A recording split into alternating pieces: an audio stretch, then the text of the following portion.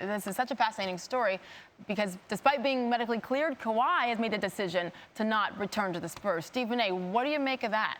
Well, what I make of it is that there's something about him that doesn't trust the Spurs organization, whether it's him or his uncle, who pretty much runs the show from my understanding. Whatever the case may be, all sides don't seem to be vibing with one another at this particular juncture. I think Popovich is absolutely right when he highlights the fact that there's a serious question as to whether or not he'll be back this season.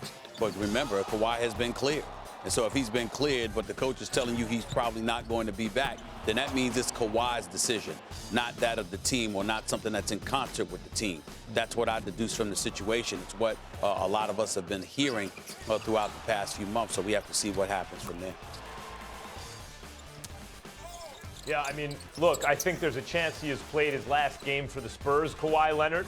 I think ultimately they'll work things out, but I think mainly that's because if you trade Kawhi Leonard, you don't want to trade him to a place like the Lakers in your conference or some rival.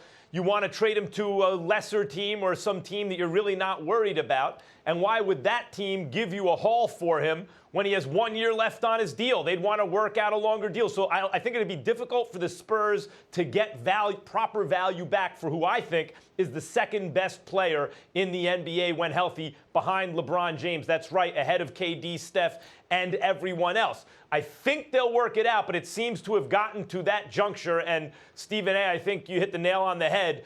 The relationship seemed to have turned south when his uncle took over his business.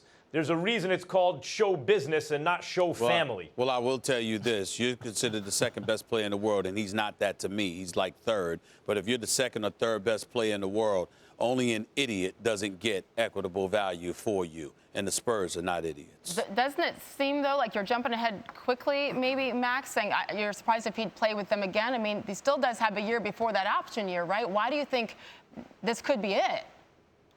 Well, when Popovich makes the comment he did today, he's talking directly to Kawhi Leonard. He's not talking to any of us. He's talking to Kawhi. He's saying, look, either you're going to come back now or I'm not going to play you the rest of the year. Like, at a certain point, it's ridiculous. And I think if they cross that bridge, or to use a better metaphor, maybe hard to unring that bell, hard to get that horse back in the barn. You know, I mean, that may permanently damage the relationship. There is no way on earth that Kawhi Leonard is healthy enough to play and he is on the bench. Even the great Greg Popovich can't get away with not playing him if he's on the bench and says, I'm ready to go. He can't get away with that. Man. Yeah. This is very un-Spurs-like them to have any kind of drama like this. So we will see how this plays out. But right now, it's Kawhi's choice in San Antonio.